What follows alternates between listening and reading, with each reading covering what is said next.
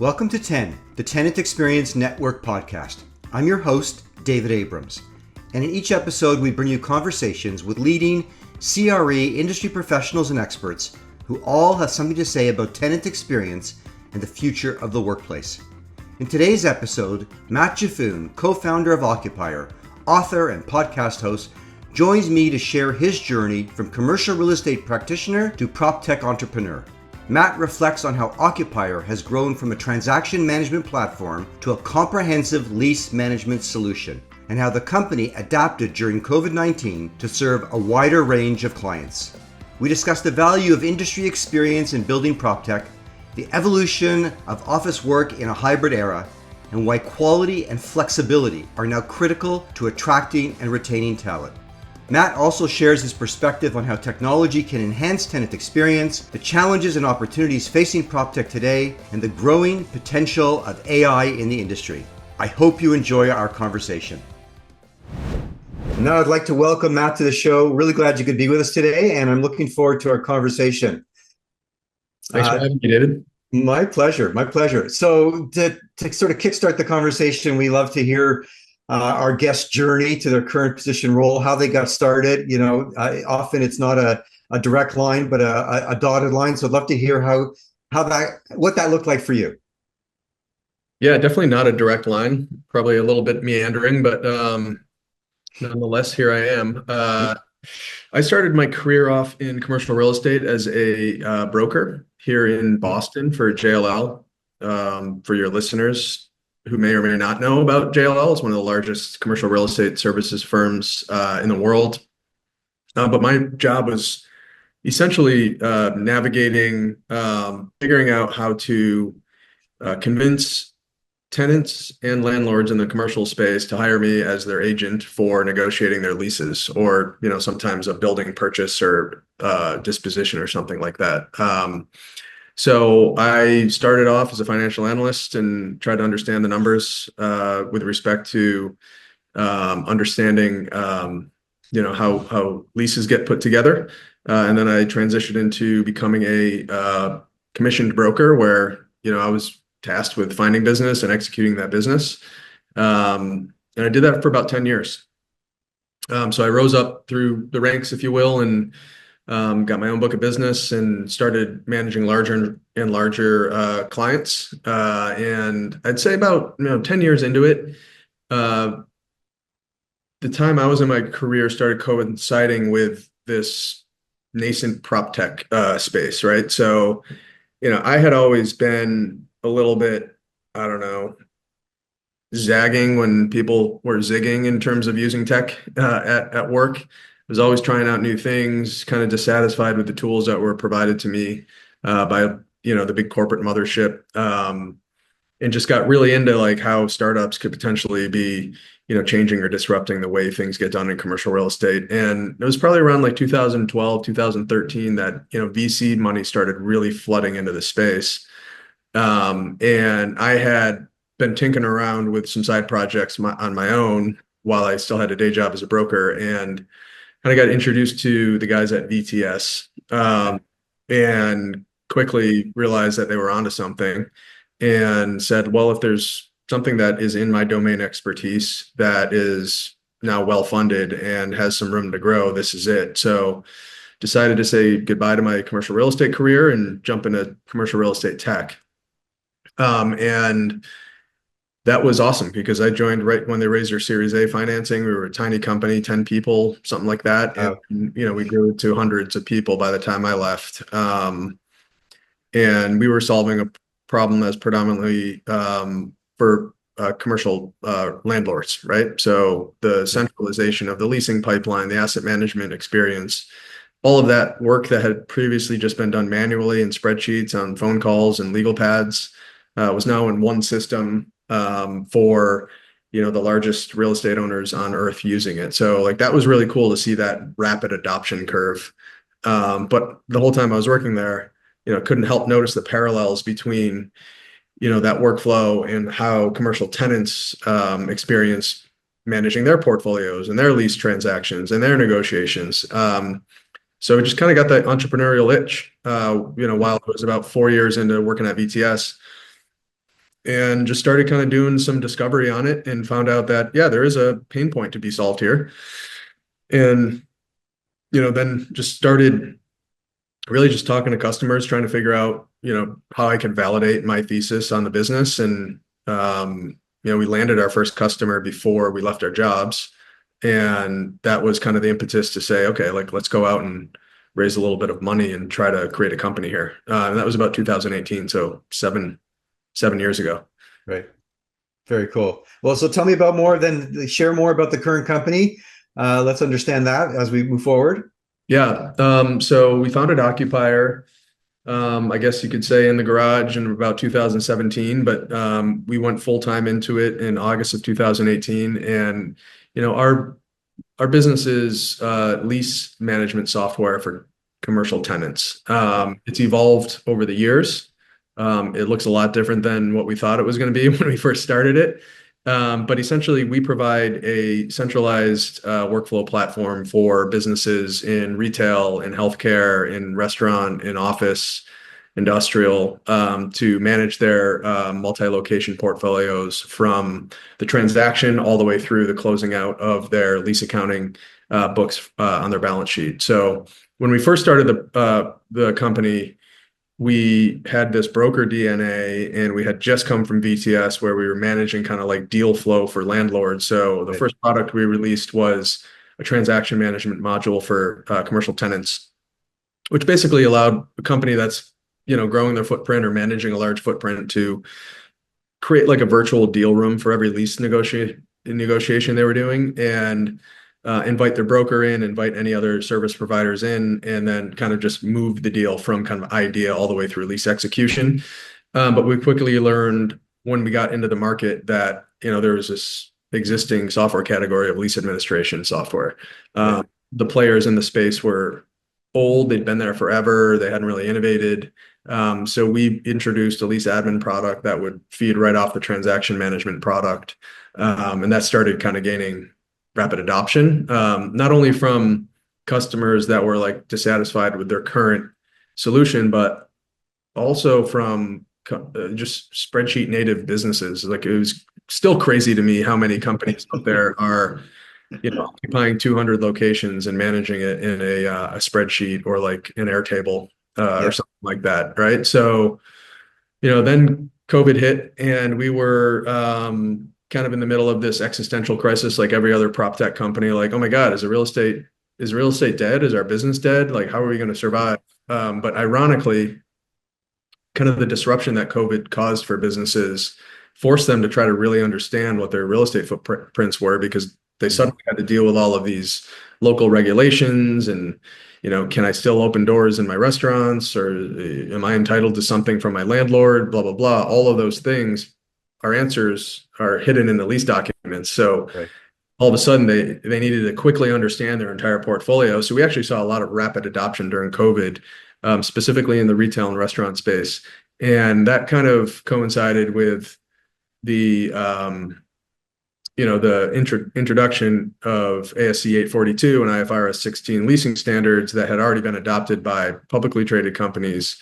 Soon that adoption date was coming for privately held businesses as well. So we saw that window as a way to basically be forced into developing lease accounting software on top of our lease admin software, which we successfully did, and launched that into the market, probably call it like right around 2020, end of 2021, 2022.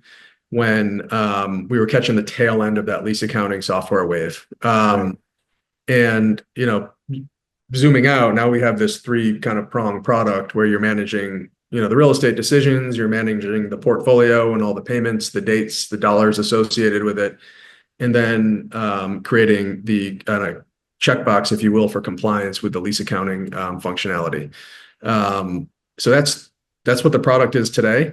And what we try to do is like stitch those 3 products together as much as possible with task management workflows, flexible reporting, all the things that you would expect out of like a best-in-class SaaS platform. And, we've recently raised a little bit of money to kind of help us kind of grow to the next phase, which might be introducing more products, more modules to our customers as we kind of continue to gather their pain points. Right. Well, congratulations on the journey thus far. It's always nice. I mean, most of my guests are hardcore commercial real estate owner operators. So it's great to have a fellow PropTech founder on the call, and I'm looking forward to the conversation. Also, you sort of bringing that lens, the sort of some of our discussion through that lens, and sort of what you're seeing given the nature of your client base. So I'm happy to tap into both your commercial real estate experience and expertise, but also as a founder and as a solution provider to commercial real estate. I'm just curious, before we move on from your position role, not everybody, particularly transitioning from, working in commercial real estate to becoming a founder of a technology company, successfully navigates that chasm. So why do you think you were positioned for success? What has enabled you to make that move and to be in a place now where your company's growing, you're raising money, and hopefully the future looks bright? Yeah. I'd like to say, I don't know, something you could, compare me to Steve Jobs or Mark Zuckerberg or something like that, but I don't think those are reasons why I would still be alive here in this business. I do think commercial real estate is such just like it's kind of esoteric to people that aren't in it, so that my 10 years of practitioner experience really informed like the way I thought about building the product. And that was clearly resonated with the earliest customers we talked to, because you could sit across from the table and say, I know exactly what you're dealing with right now. Right. Like, tell me how much pain that causes for you, whether that's financially or, emotionally or whatever. So I think part of it is like, I picked a domain that I really knew cold, and therefore the margin of error in terms of like experimentation and testing things out was smaller. Not to say anything was certain from the beginning. But I think also just, I think to be a founder, you just need to be able to, block out a lot of noise and know that you're, on the right path. And sometimes you might make some mistakes. Sometimes you might get some wins, but as long as you can kind of stay even with the ability to put blinders on and move forward without ignoring anything, it's not rocket science. Like you just need to work hard. You need to ask the right questions. You need to surround yourself with good people and know that, like, look, you came into this thing because you believe there was a big business opportunity, and that still remains. So like, how do you make sure that you're constantly moving forward day to day? I think a lot of it is, your personal tolerance for risk, and frankly, a lot of like being able to deal with living in uncertainty, right? As you know, David, every day you've got a new challenge. 100%. So it's definitely like, when I was a broker, you're living with a different type of uncertainty, which is like, how much money am I going to make this year? Is my commission pipeline as big as it was last year or growing? When you're a founder, it's more like, is this whole thing going to crater this week, or are we really onto something here? So it's a little bit of a different sense of urgency and uncertainty, but I think that's kind of like what fuels you to make sure you're still, viable and going ahead. Right. Your earlier comment really resonated, where you talked about the fact that you'd lived the pain and you've had the experience, and you were able to sit across the table, from others and convey a story to them that would resonate with them. And, I remember the early days attending some of the PropTech conferences that were emerging, particularly CRE-Tech in the early days. And the number one issue that often the commercial real estate expert panel would be articulating is that, half the people pitching into them didn't understand the business at all. And like you, I came from commercial real estate and spent, the bulk of my career servicing the industry and living the problem, and then, looking to technology as a way to help solve for it. So I think that makes a ton of sense. I think that more and more operators that do come from the commercial real estate background are going to be more successful long term. Yeah, I agree. So today, super interested in the way in which commercial real estate is evolving, and how it's using technology. And, we're obviously very focused on it from an experience perspective, how we can make particularly office a destination of choice, a place where people want to be. We truly think that, the industry is really fundamentally shifted, and it's no longer just about space. It's about, where people will feel valued and connected and supported. I'm just curious, through your lens, again, as now an operator, what are you seeing, particularly, representing those that have office space, but also in terms of how you're using technology to enable a better experience. So certainly from, in the space that we're passionate about as office, but also just any other sort of insights that you have being a provider as well. Yeah.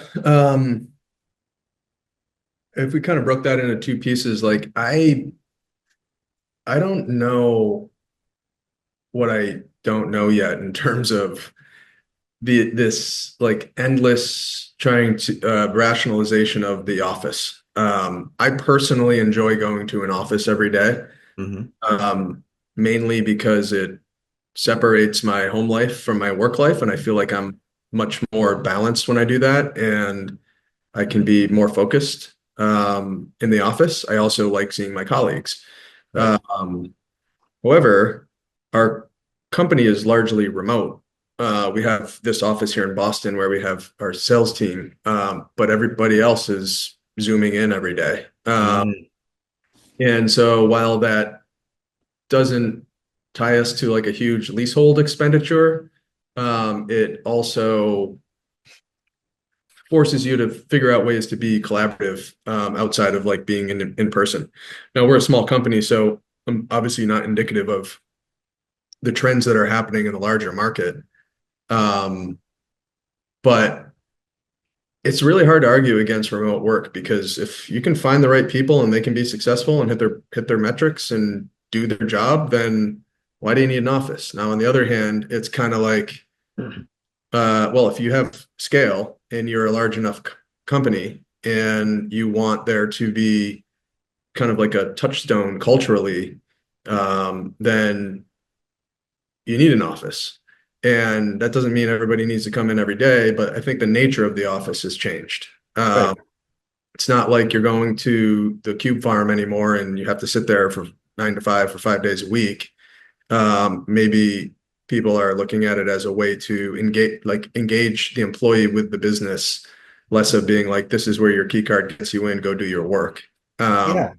It's not one or the other anymore, and it's unique to every company. It's unique to every stage of company. And you as a technology company at this particular stage, you've landed on a formula that perhaps is working today, but 2, 3, 5 years from now, again, that model might change. So we take the view that we believe people should work from anywhere or can work from anywhere, and that the opportunity though for offices to just play a different role, a role where people come together, perhaps they collaborate, perhaps they socialize, opportunity for mentorship and leadership. So the purpose has changed, the need is different, and we don't believe it's one or the other. We really believe that we're in an ecosystem today where there are many different workplace places and spaces to be in. And so we're excited about that, and we're excited about how our technology can be used, certainly for the office world, to be used as a draw to bring people back and find ways to deliver a better experience. But it doesn't mean that we don't have to consider the fact that people are continuing to work from everywhere. Yeah, I think there's also a demographic conversation to be had as well. I think you have native people who are just probably went to college in COVID and didn't go to classrooms, so they're just used to signing onto their computer to do their work. But I don't know, maybe I might sound like a boomer, but some of the most fun times I've had in my career was like going to work and making friends and going out for drinks afterwards and mixing it up that way, which seems to be less of there seems to be less of an emphasis on that in terms of like the early stages of your career, where I think you should get out there and try to meet as many people as possible. And that doesn't always have to happen in the office. It could happen in the neighborhood around your office, or going to industry events or company happy hours, things that we're always there, but like now they're just being emphasized more because it's like important to attract people. I would never say that I got attracted to going to work by the office itself. It was the people that you were working with and the problems you were solving with them. And then you can look at a different demographic of, call it like me, I'm a middle-aged parent. Sometimes it's super important for me to have some flexibility to get to my kids' school or get them to practice or something like that. And if I'm tied to the office because my boss doesn't let me leave until 5 or 6 p.m., then it's going to make my life more difficult. Yep. just more socially acceptable now to be able to leave the office at a certain time because you have a family obligation, because you know what? You can always get back online at night, and you are, right? Right. So, um, yeah, I don't have like a statistical or any sort of data point of view on it. I do think that, um, the flight to quality is something that I think makes a lot of sense right now. Because like, if you're not really like required to go to an office, like why would you want to go to a bad one, right? Like, No, there's totally. no. I think to that end, there's no room for bad players, or very little room for bad players. And I think the expectation now of spaces and places being better in terms of the experience of the offer is great for the industry. From a technology perspective, both as a someone who occupies space, but also representing occupiers. What are you seeing from a sort of a customer experience perspective? What's working to help enhance the experience that people have in buildings or interacting with buildings, or even to your technology, how they're using your platform to manage their relationship, their legal relationship with the building. What do you think is working? What perhaps isn't or doesn't even yet exist? Yeah, I think there's like what's working is like table stakes functionality that people expect in their software at work. And that's like, it should be easy to log in, it should be easy to use, navigate, and be collaborative. I think those are some of the things that maybe uh, very ambitious entrepreneurs that get into prop tech overlook. They're Right. trying to create this shiny new object that's going to change the industry. And it's like, a lot of people just need to log into something that makes sense for the way they need to do their work. Mm-hmm. And we emphasize usability, ease of onboarding. Just it should be like the iPhone, right? You should open up out of the box, turn it on, and you know how it works. Right. I think those are like table stakes today. What is not working is, software that was developed before the last 10 years, and it still persists in our industry. I think the glacial pace by which people are adopting new technology in commercial real estate isn't necessarily because the technology stinks. I think it's just the business itself hasn't reached a point where people are like comfortable just like sharing their data or being forward thinking with how technology can help solve their problems. Now, I think that's going to be extremely accelerated with the use of AI. Yep.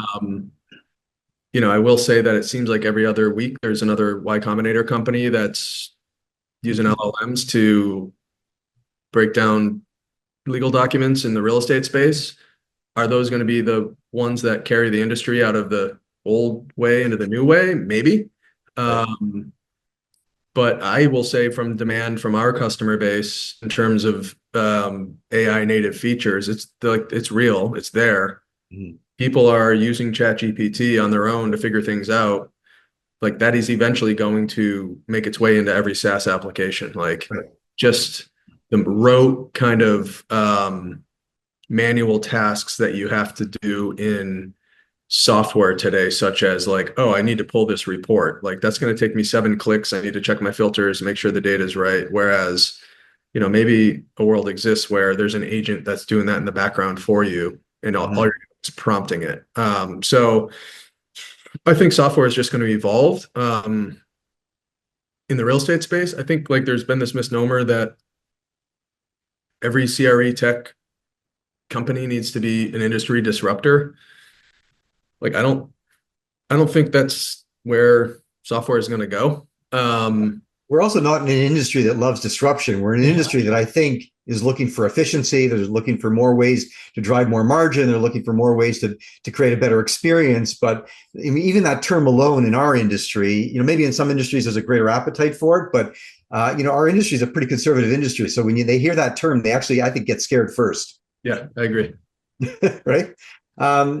So listen, I think we can both agree, we already have acknowledged that the industry is just going through such a period of evolution, reinvention. We'll say that instead of disruption. If budget and resources were not an issue for you, if I was to wave my magic wand and give you a pot of gold, that enabled you to do something or create something or undertake something new for your business to position your business for success in the next 3 to 5 years? Any different ideas or approaches or avenues you'd want to pursue?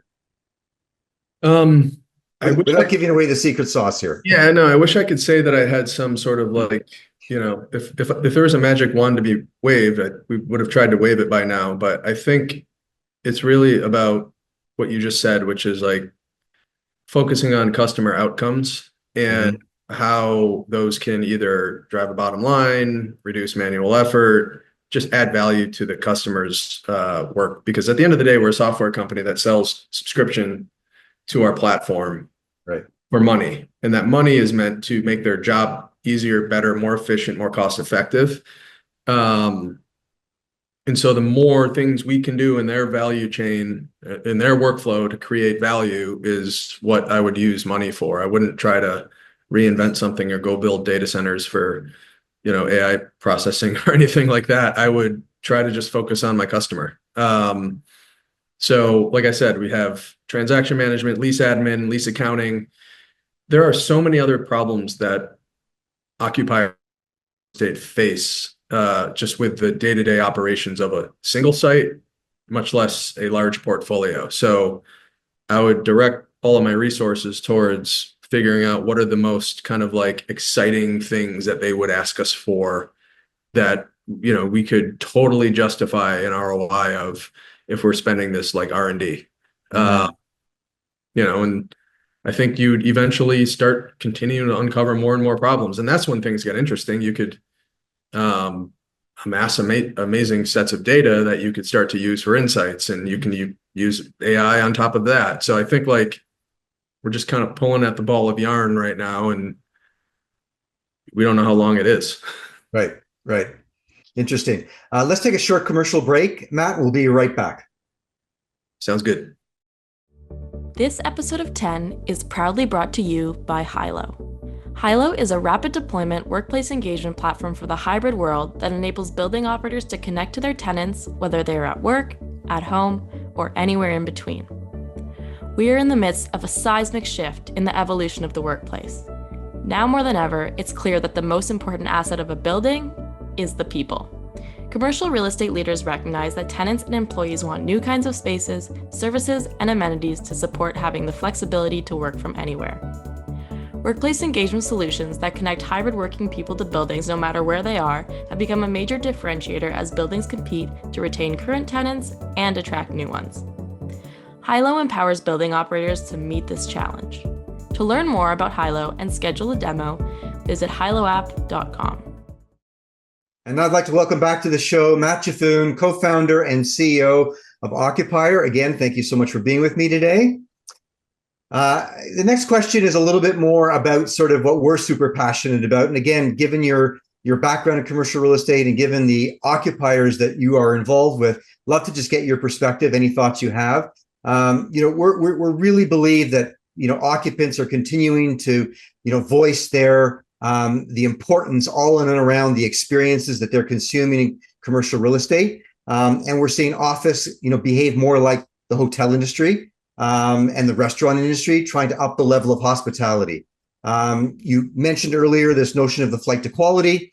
We agree. However, we don't think that flight to quality is just reserved for either brand new builds or Class A. We think that this flight to quality can actually be achieved and ultimately delivered with any building, provided there's a commitment to offer that unparalleled experience, and that they can use technology to sort of equalize, maybe make up for some of what they don't have, but use tech and service as a way to really, again, give that Class A offering and deliver on that flight to quality. Just want to get your reaction to that. What are you seeing, if anything? Again, given the clients that you're interacting with, are you hearing anything in and around that sort of that idea? Yeah, I think so.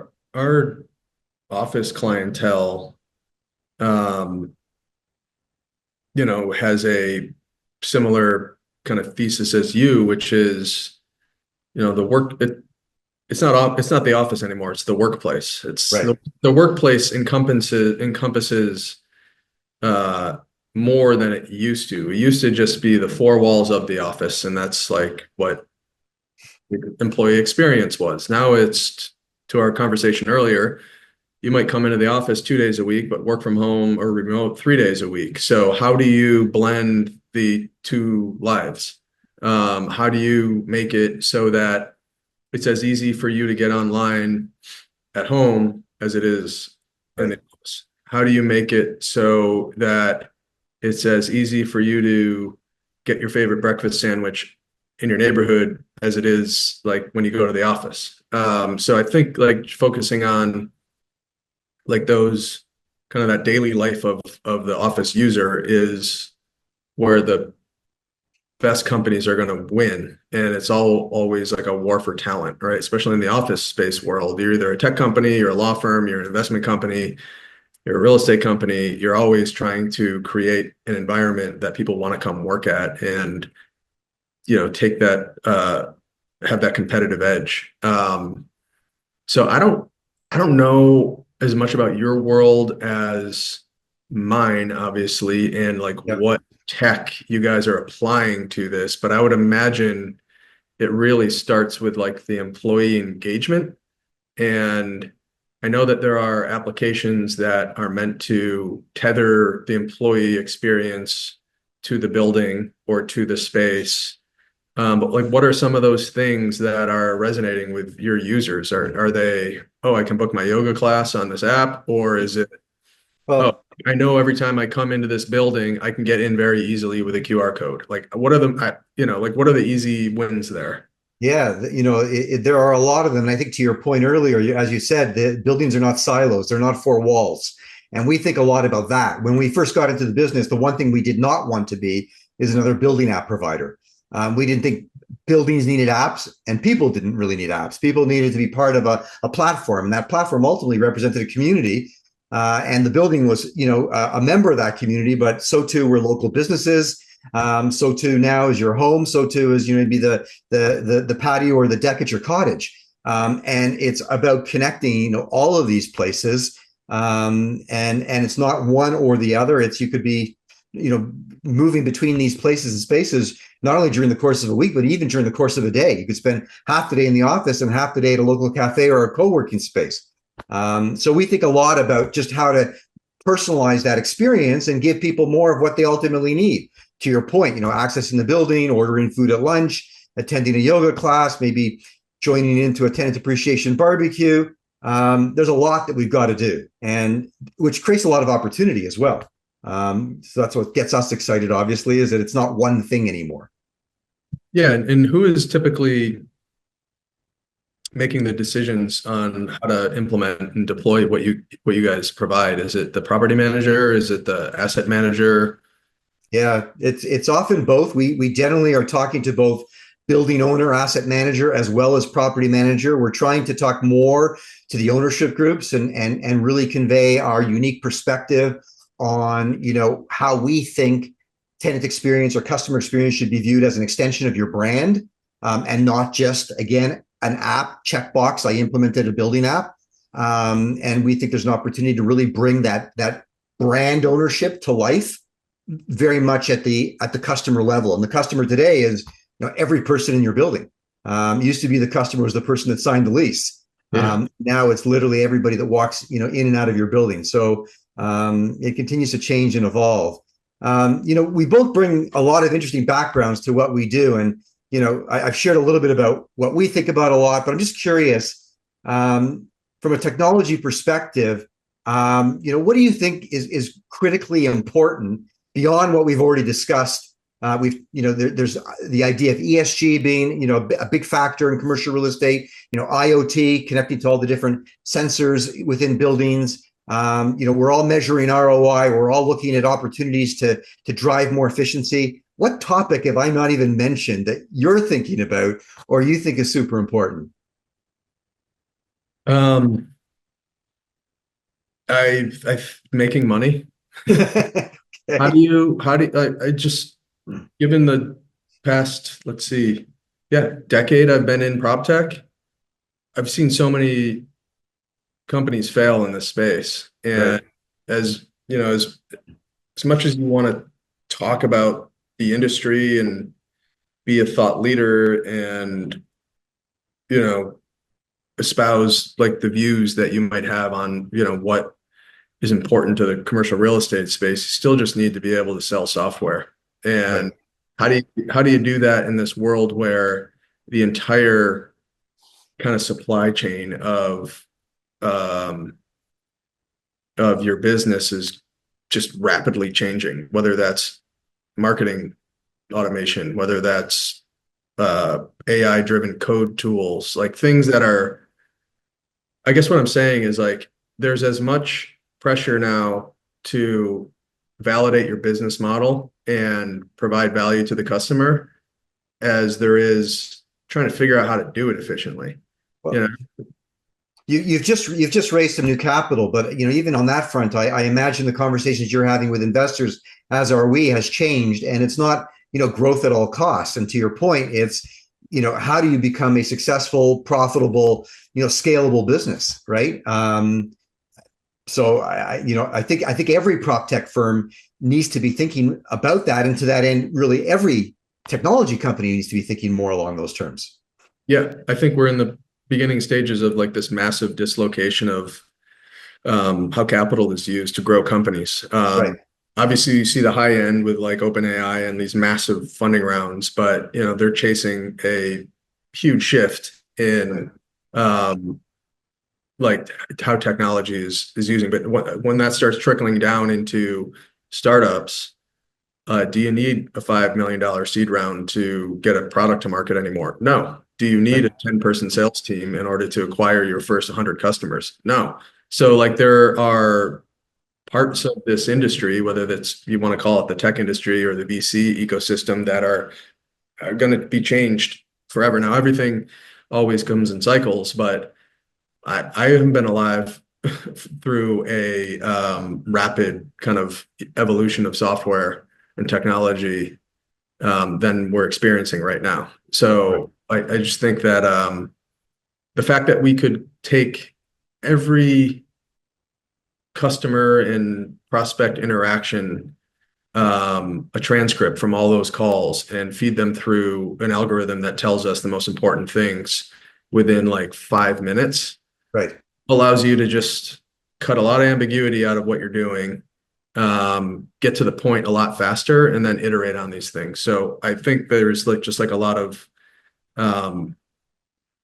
experimentation that's going to happen over the next few years to figure out like, okay, like you go on LinkedIn, you'll see something like, oh, this founder just sold his company for $1 billion after hiring 3 people because he did it all with AI. Now, granted, those are edge cases, and I wonder how much of it is true, but at the same time, it's like the traditional way of building a SaaS business, I think, is something that's in the past.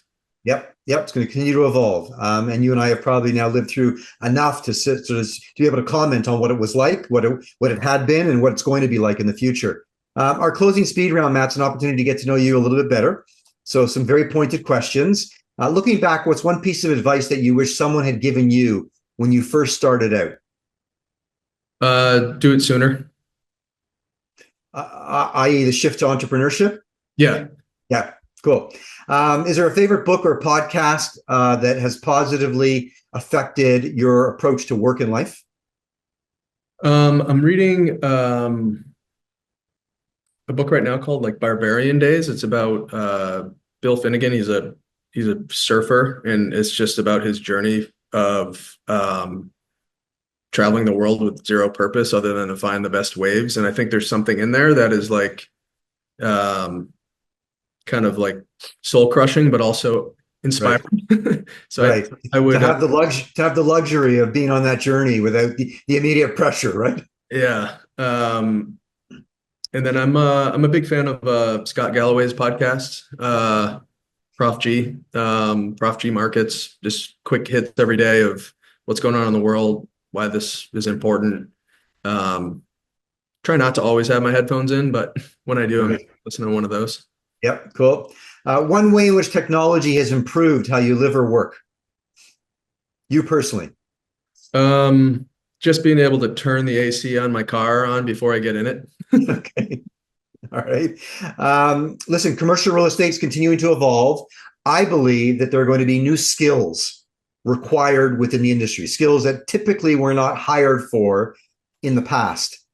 Any thoughts on what that might look like, or what skills you think commercial real estate owner and operators are going to be looking for in the future?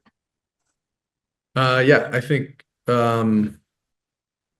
if I were an owner of like a real estate investment company and I had 100 units of multifamily or office or whatever, I would make sure that a big part of the job description for an entry level hire is like how fluent you are with technology. I think the industry's typically been set up as like you come in, you're an analyst, you work in the spreadsheets, and then you get your way out of the spreadsheets, and then you can deal with people, and then you're dealing with investors, and then whatever. But I think there's so much more you can do with technology today that if you're not like getting fluent on that before you enter an industry, you're going to be you're going to be beat out. Everybody's got to be wearing that hat to some degree. If you were not doing what you're doing right now, what would you be doing instead?